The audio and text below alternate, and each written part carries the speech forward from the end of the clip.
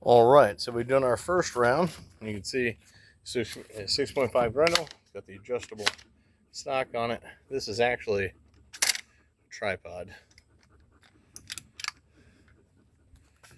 Let's see how it goes.